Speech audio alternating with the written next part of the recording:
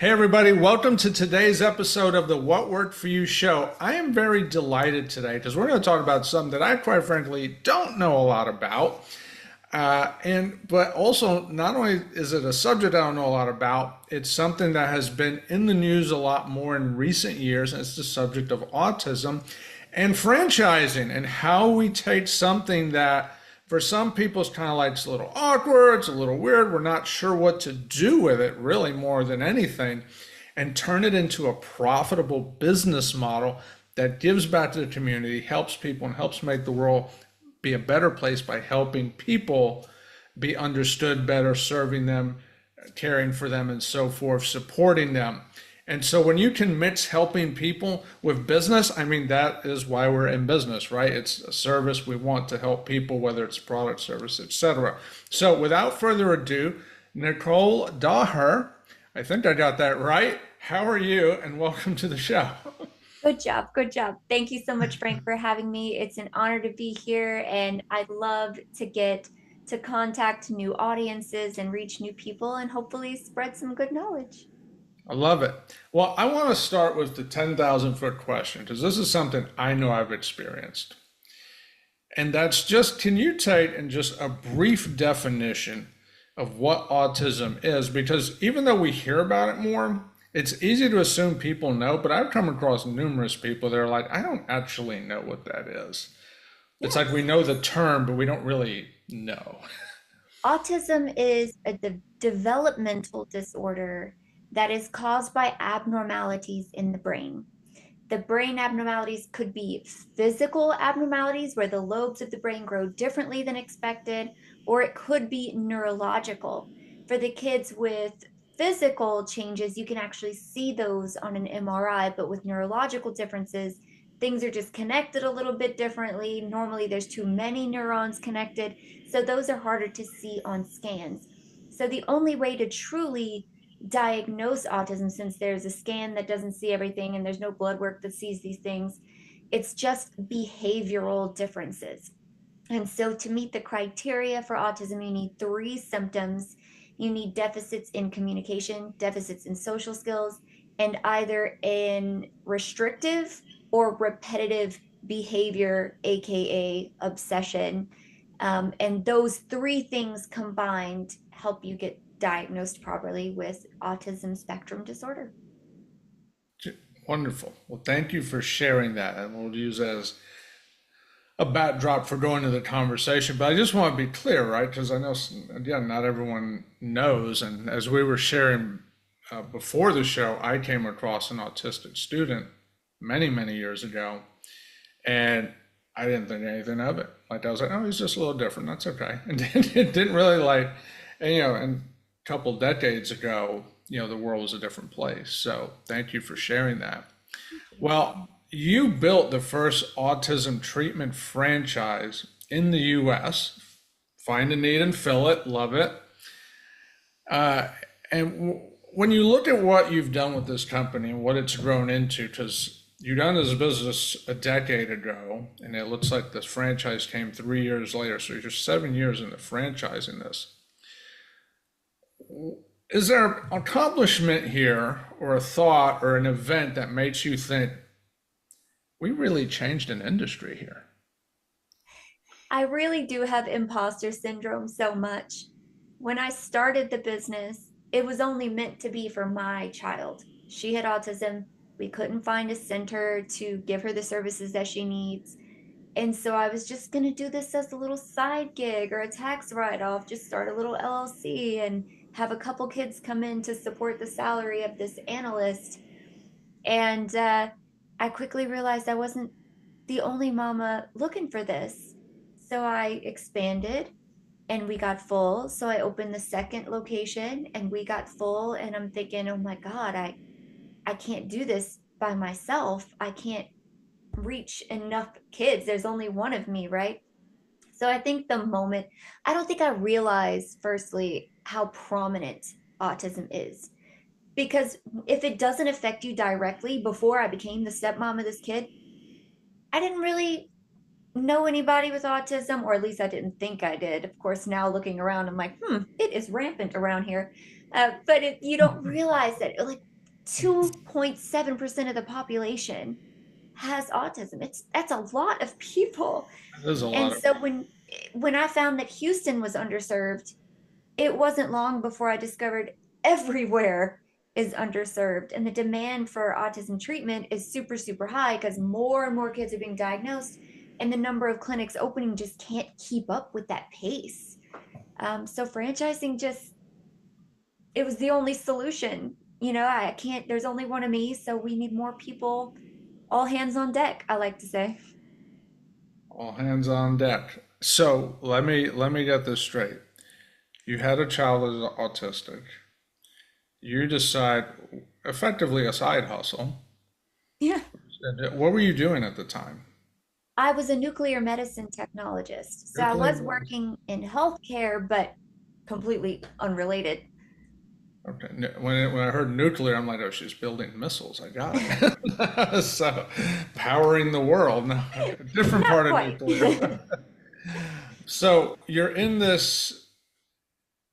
When you hear the word nuclear, I think scientific engineering type, just high level stuff. It's not And that then much. It's a modality of radiology. So I was doing diagnostic imaging, just like X-rays or MRIs or CTs. Nuclear medicine just takes images of the body, but instead of being anatomic images, they're metabolic images. I had no idea. Wow, that's pretty cool. I love learning new things. That would never have crossed my mind. So that's very fascinating. So you're working in this industry doing what you just described, and you decide to take on this side hustle of, hey, I'm going to go help my child, and we're going to go ahead and create a little business about it. Did you want to start a business? I mean, both of my parents were entrepreneurs, and I always wanted to own my own business, but I never knew what. Okay. And certainly, if you had asked me 10 years ago, would you want to work with autism? I would have been like, no, you're crazy. I don't know anything about that. So it wasn't anything that I planned and went after. In the opposite, actually, it came after me, because after becoming stepmom to this kid, it becomes your life. You become primary caregiver to a child who needs so much support. And she was 5 when I met her father, and so it was jumping in the middle of it, not knowing what I was doing and needing a crash course in how to take care of this little girl. It was terrifying, but also very rewarding because you learn and you grow with them. And it just made sense to me. All the psychology I had taken in college, it all fell into place. And I felt like I understood her pretty well. Love it. That's beautiful. But so help me understand this though. You jump in a decade ago. Yeah. 3 years later, you're like, we're going to franchise this thing. I mean, that's not a small jump. Like, so things apparently move really quick. What was going through your mind those first 3 years, other than, I mean, yeah, we could say all hands on deck, sure, at a high level, but what was like the daily going on? Because that's a quick pace. It was quick. It really was. When my daughter couldn't find services, as a mom, you feel the panic. Like, she needs this, she needs the help, and I can't find it. This is insane. Houston is the, medical capital of the country. We have more hospitals per capita than anywhere else. And I Wow. can't find services for her. It was insane. I'm like, man, Houston just must be really bad. And so starting the first one just for her made sense. But when other moms started calling, and I'm the one on the other end of the phone saying, I can't take your kid because we're full, or I can't take them because we don't have enough room, I felt so sympathetic to those people because I had been on the other end of that phone. I'm like, oh my, I can't, I felt like the world's biggest schmuck. I'm like, I can't do this. I can't tell these people no. I've got to make room for them too. And so one foot in front of the other, it was, let's just get an office instead of doing this in my house. And let's expand the office so we can fit more kids. And when that one got full, and it happened quickly, then let's open the second one. And the second one got full faster than the first one because it was on a better side of town. And I'm like, oh my gosh, there's so many kids, and I don't want to tell anybody no. But I also had to be a responsible parent and still take care of my kid. If I had opened three, four, five, six, I wouldn't have had any time left to be a mom anymore. And so franchising was the next logical step where it wasn't me opening the new ones, but I could teach the next person what I was doing and we could replicate it. It just seemed like the next logical step. At the time, there were no other franchises in existence. And so I thought, I'm either a genius or I'm stupid, and everybody else knows something I don't. Like, why is nobody else doing this? So it's very scary. Mm. Well, that's a wonderful acknowledgement there when we try something new as an entrepreneur. Yeah, it will be scary. So, and the fact that it was that quick, I would imagine there was a little bit of trepidation in there of like, oh my gosh, what if this doesn't work? Or did that cross your mind? Because I'm sitting there thinking, I'm helping this mom, I'm helping this mom. We open this, and wait, I feel faster than the first one. But in there, you still got to run a business. Yeah.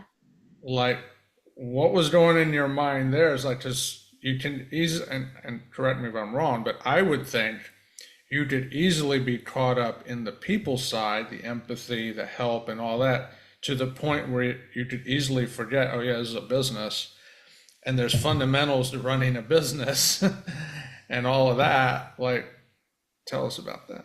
You're so right. And because I wasn't an autism expert, I hired the autism experts to run that side for me, and I just focused on the business side, which was very helpful. Having the right team around you was worth gold. But the very first franchisee I had, the very first attempt to try this whole franchise business was someone who worked for me. She was a behavior technician that was working directly with the kids at my company. And she said, I love the way that you do things. And I want to be the first franchisee. If you ever decide to really do this, because I've been talking about it for a while, if you ever decide to do this, I want to be the first one. And it was comforting to know that this person had seen firsthand the way I did things and that she would be able to go out and do the exact same thing. The trepidation came when COVID hit because I Mm-hmm. had just signed two franchisees at the end of 2019, those poor people. And when COVID hit, nothing was certain anymore. Every day was a put out fires and decide what to do next. And I was very afraid that I had led these people into their financial ruin by franchising with them and taking their money and locking them into this office lease and business contracts. And it was really hard for me. I shut down franchising sales during COVID because I didn't know what was going to happen. And Sure. much to my surprise, we did very, very well. Because we were an essential healthcare service, we were able to stay open. Even though Mm-hmm. parents were losing their jobs, we still got paid because it's paid by health insurance. And so Medicaid just picked up the bill and kept on rolling. So it was a good thing to discover that the business was recession resistant. And at the time, schools were closed as well. And the special needs departments still had to supply accommodations for kids who couldn't sit and concentrate on a tablet 8 hours a day. And they actually contracted my center, because we were legally allowed to stay open during lockdown, to take in those special needs kids, diagnosis or not. And the district paid us to do virtual school with those kids within our classrooms. And so now the whole problem was, can we get enough toilet paper and hand sanitizer to stay open? Because that it was so hard to find stuff. We do remember some of the toilet paper news articles, but we'll leave that in the past. Yeah, So, the kids these days will never know the struggle. that's right. Wow. So COVID comes, things get a little scary, Mm, but where there was fear, there was opportunity. yeah.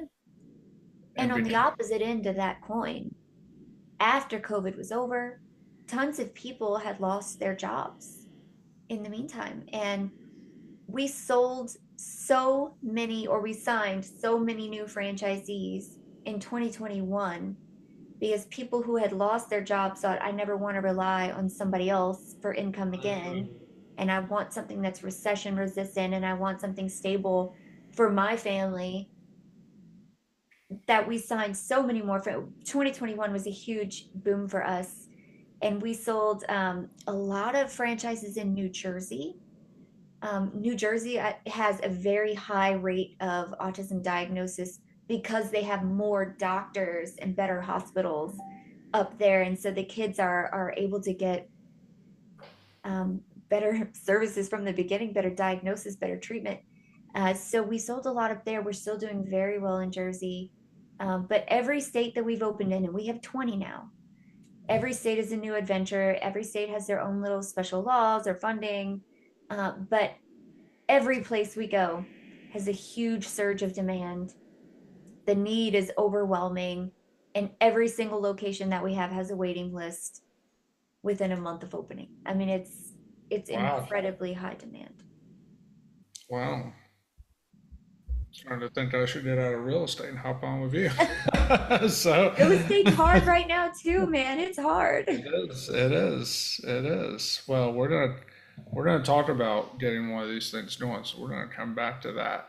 Um, so today you also mentor professionals, parents, first-time entrepreneurs who want to build something that, to use your words, recession-proof. Okay. When you see new owners coming to you today with their concerns, their this and that, like, what are some of the things that you tell them when they've never owned a business? A lot of people, yeah, no, it's always scary for everyone to get into something new, especially something that's unfamiliar. A fourth of our franchisees are autism parents.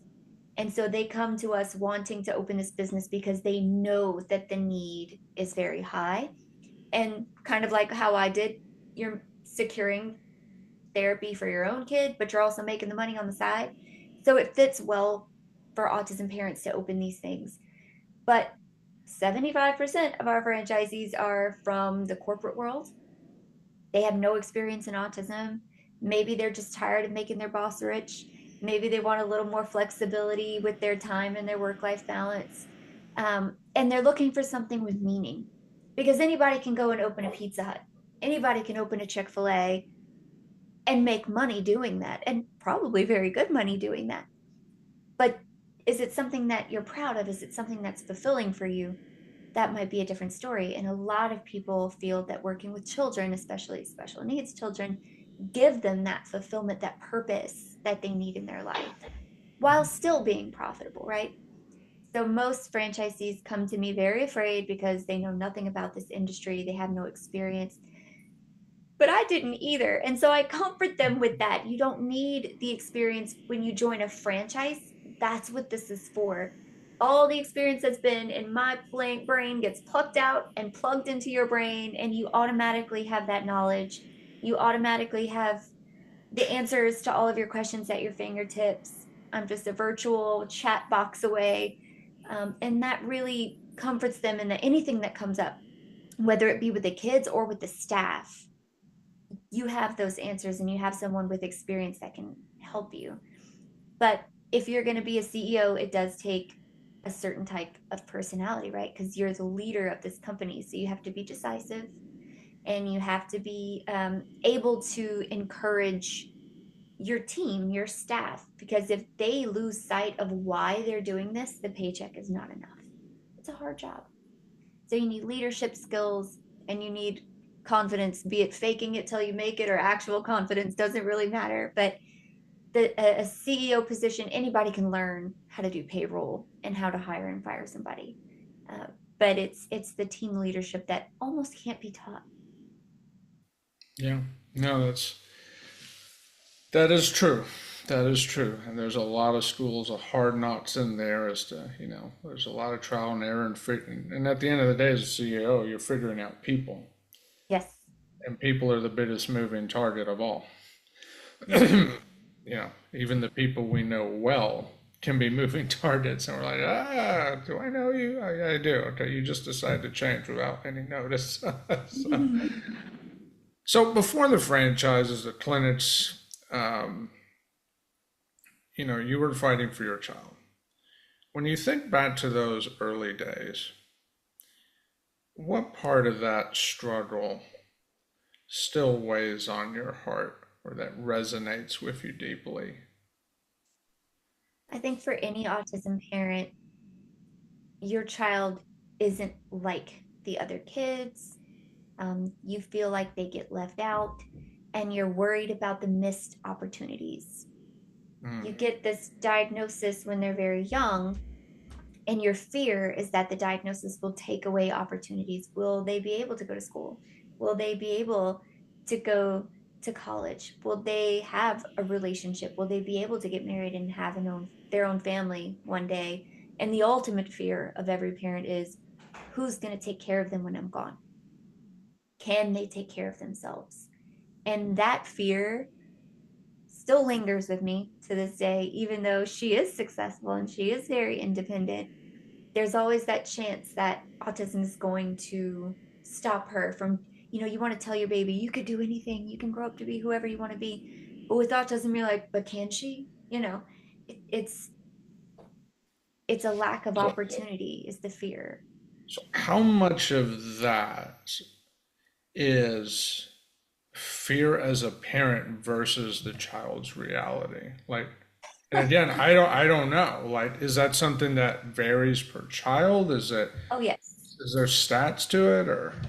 I don't know about stats, but it's funny that you asked this because you learn quickly to change your expectations. What matters to me as a parent, or when I look back at my childhood, the things that I define as events that made me happy, these flashback memories that compose me as a person, all these experiences that come together are so different for her. I Mm, remember one year in her little elementary school, everybody was handing out birthday invitations at the end of the day. And I was standing in the parking lot with all the other parents waiting to get the kids and bring them home at the end of the day. And all of the little girls in her class came out with this little pink envelope, a birthday party invitation. And I said, "Oh, where's your invitation?" And she said, "Oh, I didn't get one." And she didn't say it in a sad way, it was just a factual way. And I was upset. I was angry that she got left out. I went straight up to that mom and I'm like, "Hey, you forgot her invitation." And she's like, "Oh, we don't want to invite her. My daughter doesn't want her at the party." And I blew up on that woman. I threw an adult tantrum. I yelled at her. I accused her of being a horrible person. I condemned her to hell, all the things. And after we got back into the car and I was fuming and I called my husband and I'm like, "Guess what happened?" And she pipes in from the back seat, "I don't even like birthday parties. I don't want to go. It makes me anxious to go to birthday parties." I was like, "What?" So the things wow. that made me happy, that created all these childhood memories for me, she hates those things.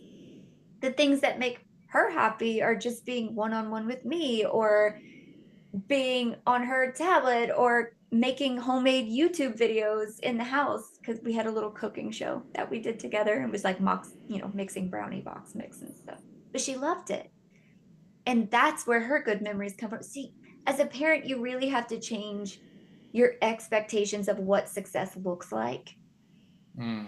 because the marriage, the car, the house, the white picket fence may not be what they want at all. And ultimately you want them to be happy, right? So you have to figure out what that looks like for them. And so that'll vary from child to child. Absolutely.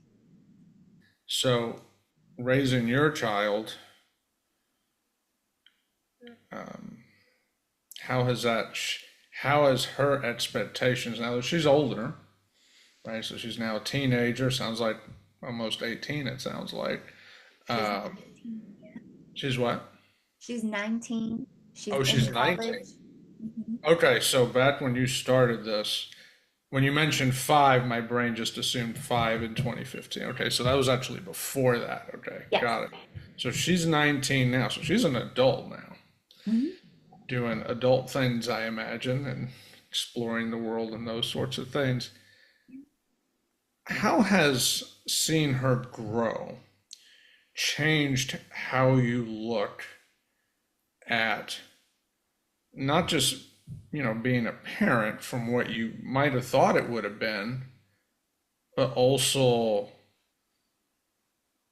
this idea of business expectations. I it totally changes your perspective on the world, and it helps you focus on the things that are really important. I used to hold so much weight in school because normal kids go to school and this is what they experience, and they need to be in a desk and to sit and to learn science and chemistry and whatever it is. And now I'm like, none of that is important. And you can learn while standing up and walking around. For these kids with autism and these kids with ADHD that can't sit still, that's how they learn better. So why are we so stuck on the world has to be this way because that's how they do it on TV? And that's how I did it when I was little. And we can be flexible in all kinds of areas of life. Um, a normal, what is normal? A neurotypical child doesn't really have to be taught how to buy something from the grocery store. They watch their mom do it, they learn it by modeling. But a child with autism may not have the awareness about them to look and see what's happening or why things are happening. And so they have to learn in a pretend grocery store where they practice in a controlled environment where there's no pressure first. And then they go into a grocery store and generalize that knowledge, which is why we built all these little mock life skills rooms for these kids inside the clinics.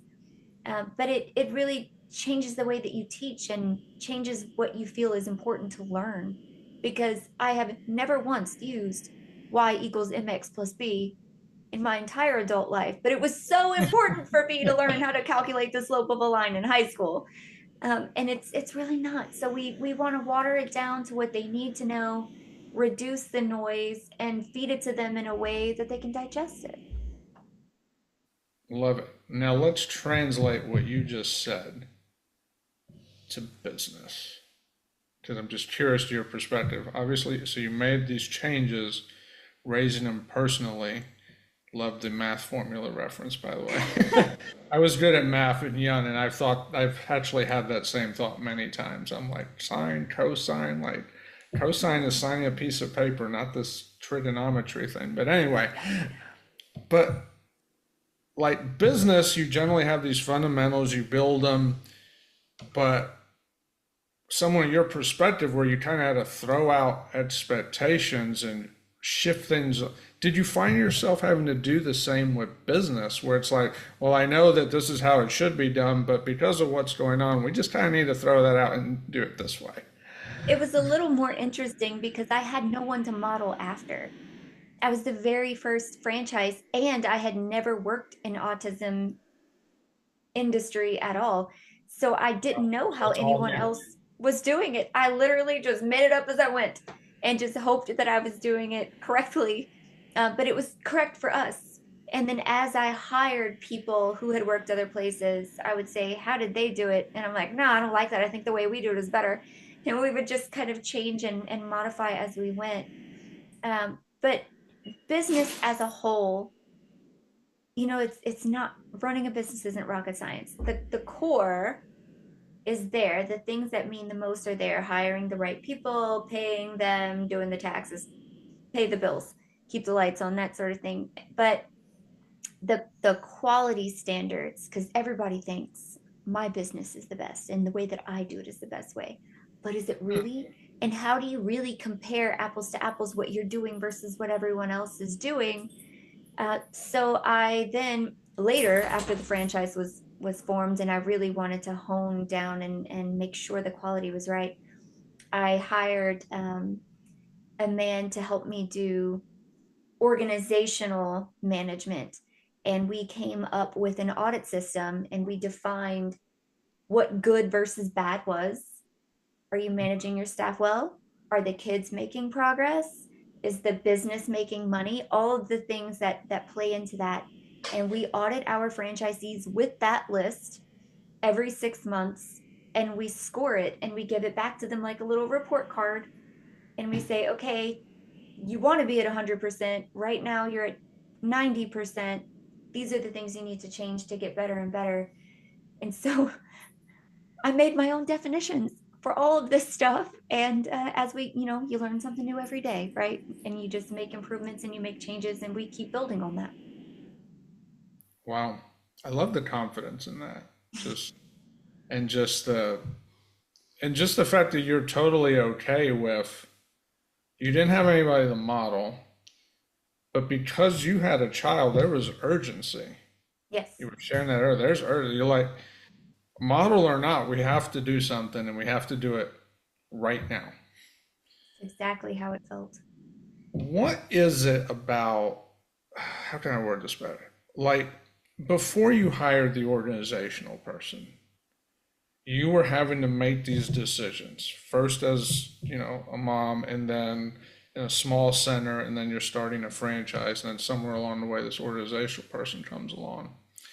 But until he came along, you're effectively building a culture. And obviously, one of the things of the culture was urgency, as the feedback you were getting back. But what are some of those things you learned as you built that culture that helped shape the centers today? I've learned very quickly that the right people can help you do amazing things, and the wrong people can really bring you backwards. So, hiring the right teammates that support the same goals as you means everything, especially early on. If there's only five people and two of those people, it's the majority. You have to have people who are not just in it for the money. They have to have the same goals in mind, the same mission with you. They want to do as good of a job as you are trying to do. And I think I was very lucky that I found the right people. Maybe not the first time, but at least the second or third time, I found the right person to help me build the empire and lay down the foundational bricks for that empire. I think the right people came to me at the right time. And again, no one to model after, but trying to be as self-aware as possible and admitting when you're wrong and looking at the result of what you're doing and saying, is this the result that we want? Can we do this better? Can we make more money at the same time? We don't want to sacrifice quality in the name of profit, but again, it's a business. So you have to have low liability, you have to have high revenue, you have to have that profit margin, and your staff have to be happy. And if that staff doesn't share that same purpose driven goal with you, then that paycheck is not going to be enough and everything's going to fall apart. Mm. Mm. You had an urgency in the beginning. Have you found when and you're franchising this model out, especially when you said they're like full in like a month, like when people come to you and they want to start a franchise, do you find that they have that same level of urgency that you did when you started, or is that something where you're having to impress that upon them? I Or don't think does just the fact that there's that many people that need it just take care of it for everybody? I think the autism parents definitely come with that urgency built in, and other franchisees may or may not have that in the beginning. But once you help a child say their first words after doctors have told everyone that this kid will never be able to speak, and you're like, I did that. Like, look what we did. And the technicians are crying, and you're crying, and the mom is crying, and you're like, this is so good. It feels so good. If I would go broke doing this, I would still do it. I think after they have that first moment, they're very motivated to continue going. Mm, And in a field like this, these moments don't happen sporadically, they happen often. There are kids saying their first words, making their first friend, going to the potty by themselves for the first time. Some of these kids will only eat chicken nuggets and that's it. And we help them taste their first vegetable after playing with broccoli for months. He finally decides, let me take a bite of this and see how it is. it's such a glorious accomplishment. You're like, yeah. I think that creates your own dedication to doing it again, and it's so rewarding. It just works itself out. I think you'd be surprised how many people we turn away from the franchise though. There are a lot of people who see how profitable this business can be, and they come to us and they're like, yeah, yeah, we want to open 3 of them. I don't care where they are, just tell me where to do it. I'll hire people to run them. And we're like, no, no, no, you don't sound like you're going to be the one in the office talking to your staff, running the day to day. We want owner operators. It's a people business. It's not a Pizza Hut that you can just hire a 20-year-old to sit in the front counter and be done. You really have to be involved with this, and it has to mean something to you. It has to matter. And so we look for people who have the same mission as us. So does that mean if someone wants to come, and maybe they don't need three, but they do, let's say it's someone that values it, but they're not in a position to be owner operator. So is that a requirement? Is that the way you're set up? Owner operators require, or if they're not owner operator, they just can't do it? That's correct. We require the owner operators. They should not be doing a full-time job on the side and doing this. It just doesn't work well. And we want these clinics to do well. And of course, eventually you would have the funds and the revenue and the profit to justify quitting your other job. But to start your very first one, you really have to make that sacrifice and jump in with both feet. I think For sure. it's not a passive income type of business, you know. Does it ever become one at some point, or is it something that if they're going to be owner operator day one, that's it? It's the only way it's going to work. Or do they evolve out of that role? It does evolve, but I never want it to evolve out of the role. So, for instance, the first 6 months that your business is open, you're going to be there every day. Your employees have a ton of questions for you. You're figuring out how things work. But after that learning curve is done, I mean, it's a franchise. We've done this 80 times. It's a well oiled machine and it does run itself, and you have more and more free time. And it's just kind of a call me when you need me type of thing. So I only go to my own clinic once a week, mostly just to be janitor and maintenance man, to break things that my employees can't fix or patch holes in the walls where the kids have, kicked something. But that's when we see our franchisees opening that second location and then the third location. And so as soon as you get enough wiggle room in your schedule that you're feeling like you have extra time, that's when you replicate again. Boom, boom, boom. And we have multi-unit owners after that. Wow. So it is something that can evolve into a multi-location thing for an Oh, owner. definitely. And yeah, yeah. Definitely. I think most of our franchisees have two at this point. But that makes sense. Like if you're going to start, like we were pitched what was it? A home repair franchise once because we've done a lot of property remodeling. Mhm. And so, and that was a mindset I was like, all right, we could go buy this, but then we'll do it for a period of time, but we don't want to just sit there and, right, and just like, we're not trying to be full-time handyman all the time. We're doing it just to get it going, get it to where it'll run itself. Okay, and then maybe we add another one, maybe we add a different, right? But it ended up not working out. But it was very interesting to spend time, and I got to speak with some franchise consultants and just speak with them about, what makes it work, what doesn't. But the one thing I learned going through that experience was the fundamentals were still the same, franchise or not, and the numbers had to make sense. In this particular business, I'm not going to name them, they weren't really profitable.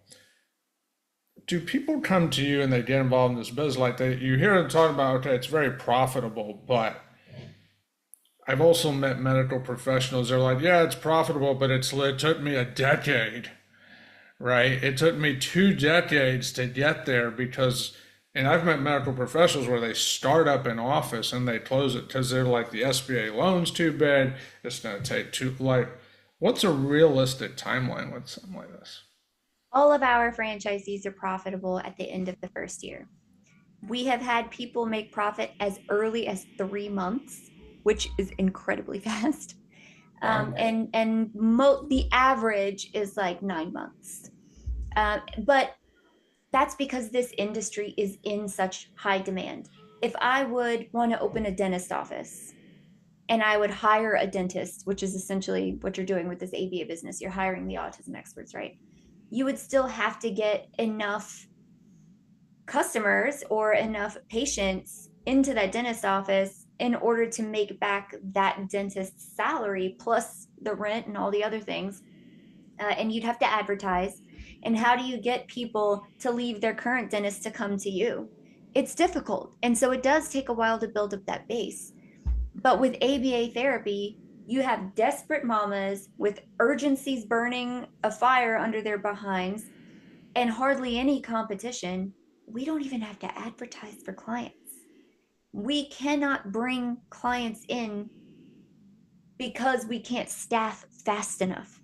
That is how high in demand this business is. So it's very unique to this industry that you don't have to try to get those clients. You don't have to wait for it to build up. That's just automatic. You're waiting to build up staff. You're hiring people, finding the right people, training them, and then bringing in the kids. The bottleneck is how fast you can hire people, which is a great bottleneck to have, if I might say. And if you think about the most similar business that I can relate it to is a daycare, right? You hire daycare workers, you bring in kids, you maybe have an ad, they sign up their kids for daycare. With daycare tuition, you get paid $500 to $1,000 a month, depending on the area. And you might have 10 kids per employee in the room. With ABA therapy, it's one on one. So you have more staff. That is true. But we get paid $10,000 a month per kid by health insurance. I don't have to chase parents down for their tuition. They don't leave when dad loses his job or the child support doesn't get paid. Insurance covers it all. I have a direct contract with them. They're not running out of money. And so they're contractually obligated to pay you. It's very easy. And there's no money lost. You get 100% of what you bill for. And so by having a much higher revenue stream per child and lower liability because there's less kids in the clinic and because one adult is monitoring each kid one at a time, there's less falls, there's less bites, there's less slips and hitting of the head or whatever kids do. So it's very sound structurally, very recession proof, and the revenue is high. The only mistake you can really make is not hiring staff fast enough to bring new clients in that are sitting on your waiting list because they're all waiting. So when you hear something like this, like I'm hearing this, and I always think to myself, you hear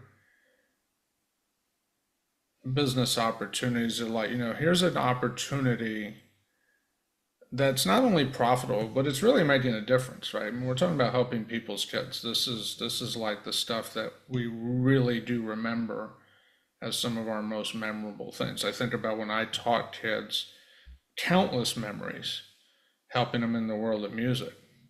But as the franchise or in your shoes, what are some of the risks and challenges that maybe give you pause or concern? Like what's the potential downside that you're like, oh my gosh, if this was right, like those, as an entrepreneur, we're always thinking we want to grow, but an entrepreneur is always thinking, what risks do I need to be mitigating?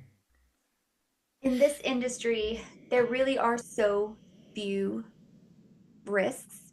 I mean, there's always the chance that you'll get sued. We have insurance for that. And then there's always a chance that United Optum will close and go out of business and your clients won't have insurance anymore. But what are the odds of that?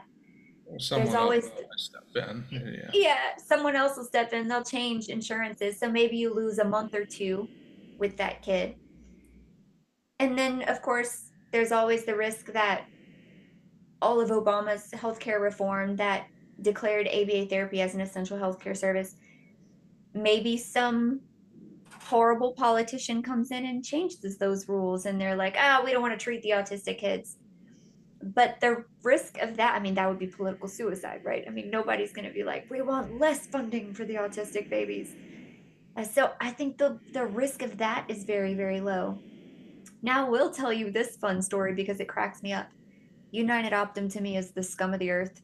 They're a horrible insurance company that always wants to make money and get out of paying for their patients' care. But they did this study because $10,000 a month per kid is really expensive. It costs the insurance money to pay those bills. And they wanted to find a really good reason not to. So they did this study that said for this amount of money, if over, each kid stays an average of 5 years in ABA, so that's millions of dollars over those 5 years of their life, how much of a difference are we really making?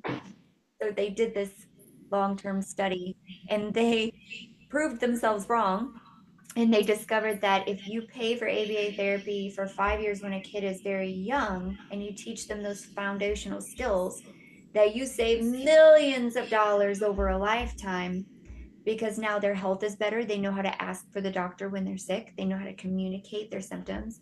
They eat better because they've tried different foods and their diet is healthier and they have less illness as a result. Maybe they gain enough independence to live on their own and they're not in assisted living in nursing homes their entire adult life. So they save millions and millions and millions of dollars over the lifetime. So ABA therapy, paying for it, in fact, does help reduce healthcare costs. And so even without the federal mandate saying that ABA healthcare must be paid for as an essential healthcare service by all insurances, even without that, I think insurances would choose to because it does save them money in the long run. Gotcha. So they do a study and they're able to figure out the long-term play here is it will cost us less money to write a check now because I'm going to be much less likely to write one later. Exactly right. Yeah. And that made sense, right? And we've seen that in other industries where it's like, okay, why would anybody do this? Well, it's almost like I was literally watching a thing. I'm a car guy, so I was watching a thing just this morning that was talking about different fuels from different gas brands, gas stations. You go to someone like a Shell or a what was the other one, or like a Texaco or something like that, because they're offering you a premium fuel. But if you put that religiously in your car, yeah, you might spend a little bit more each time you fill up, but you're saving thousands, if not tens of thousands, on your car maintenance over time. And I think a lot of things in life are that way. You put a little bit more, it's as we all know, when we go the cheap route, sometimes it works, but more often than not, you get a lesser than result. Yeah, very true. So so SOS is effectively it's proof that a business built on purpose. It's not hype, it's purpose. It's survived a number of economies now. For someone starting today, they come to you, they want to start today. What's the real difference to you now between a purpose-driven business and a trend-driven one? I mean, trends are trends, and if you open a Starbucks today, when Starbucks is very popular, you may do well for a while, but trends change and they change quickly. With all this cancel culture and all of that, you don't want to saddle yourself to a brand that will fade out in 5 years if you're looking for a business that's going to take you into retirement. And then you can sell it for a profit when you're ready to get out of it and get your investment back. So I don't think autism is trendy. It is a hot topic right now in the news and in politics, And that's and why I bring it up is it's fantastic to have the attention because all news is good news. I mean, we're bringing more awareness and we're bringing more light into the field, but it's not anything that's going away. And it's nothing that we see anything is going to slow down the rate of diagnosing. We have a new generation of doctors that learned about autism when they went through med school. So they're diagnosing and recognizing more and more kids. And we're recognizing that the treatment is so effective and is making such a difference in kids' lives. And there's no alternative to that treatment. There's no magic pill, there's no cure, there's no MRI or magnetic treatment that's going to cause your brain to rewire itself. The damage is done, right? So there's no competition and there's no, I feel like we're Microsoft in mom's garage. Like this is about to be huge. We're still on the climb. It's not going to pander out anytime soon. Love it. Love it. So then let me ask you, as you've gone through this journey, what's one of the, what would you say is the biggest mistake you've made in this journey so far, but that you were able to use it to just really propel forward? Again, the team that you surround yourself with can make you or break you. And I think it's the same, business, personal relationships, romantic relationships, your job in general. If you don't match, if your goals don't match with that person, with your friend, with your spouse, with your business partner, with your staff, that clash causes a lot of damage. And there's a big ripple effect for God knows how long after that relationship is ended. And Mm, especially when you're dealing with kids, if you have a person that is here to make a paycheck, but they don't really like children, and then they get bit by a kid and kicked by a kid, and they're frustrated and they just want to go, it doesn't work. It just doesn't work. And you lose that person and all the time that you've put into them training and all the time that you've spent molding this person, it goes to waste. And so surrounding yourself, just in life in general, surrounding yourself with the right people and being able to recognize the wrong ones is a skill that will take you very far in life. And so it's, you have to kiss a few frogs, as they say. You got to make the mistakes to recognize the next one's coming. well, and especially dealing with kids, because, if an adult bites you, obviously that's a lawsuit. But if a kid bites you, You just keep going. right, it's a totally different response at that point. So one more question. When you imagine the next decade in this bit, and you mentioned it's going up and up, and it's going to grow in more awareness, what's going to happen with healthcare? Who knows? Like at the time of this recording now, they're talking about reinventing healthcare because ACA hasn't been so hot, that's not new information. It probably does need to, a reset button is most likely in order, but that is a totally different subject. Regardless of what happens to that, imagine the next decade for what you're going to do. Where do you see this 10 years from now? And do you also see this as kind of building a bit of a legacy at this point? Oh, absolutely. It's absolutely a legacy because I trickled down to franchisees, franchisees trickled down to staff, the staff help the kids grow up into adults, and we start all over again. And these children are our future generation, and they're nearly 3% of our entire next generation of people. It's a lot And of people. so making it's a lot of people and making a difference not just in their family, but society as a whole. I mean, you can be a burden to society or you can be a part of it. And we're helping these children find that path, and it means a lot. I think I started off building an ABA company that helped kids, and then we helped kids over 18. And as of right now, there is still a huge gap for support after you turn 18. So I think my next decade will be dedicated to, the kids learn the social skills, the communication skills, the life skills. I think I want to build another brand that might focus on transitioning into the workforce, helping these kids find their superpower, like we talked about earlier, their niche, their obsession, and turning it into a skill that can be utilized in the workplace. They can build confidence in themselves, assign value to themselves, be able to get compensated for the skills that they have, become independent, live on their own. You know, our society is, your self-worth is built on what you can contribute to the household. And so they can do that. Don't take that away from them. And I want to give them a path to do that. So my next adventure will be the work transition program. SOS, the adult life. Yeah, I like Something. it. I don't know. I love it. I like it.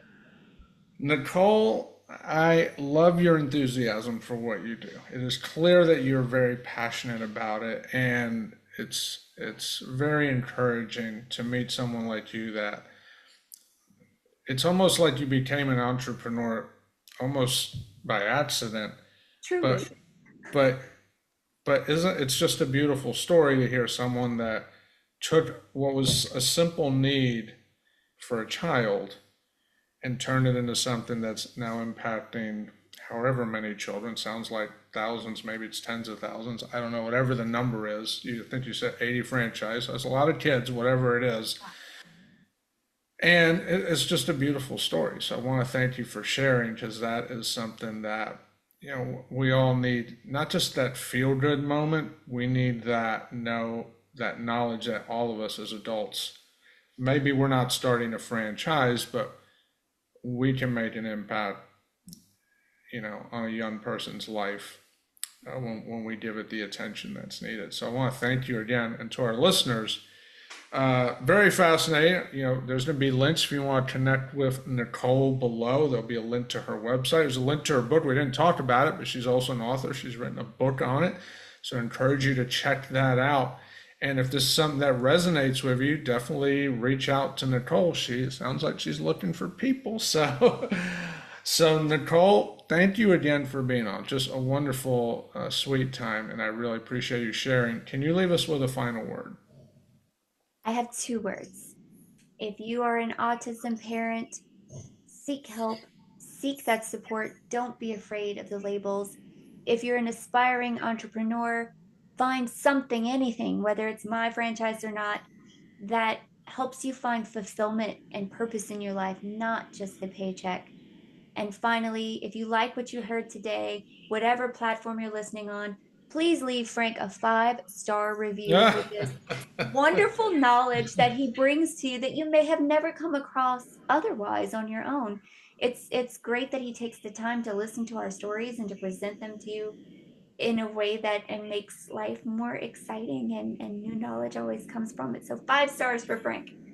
No. Well, thank you, Nichole. You are too kind. I appreciate it. Well, thank you again, Nichole. I've enjoyed the time and I look forward to continuing the conversation. Thank you as well. And for everyone, have a great day.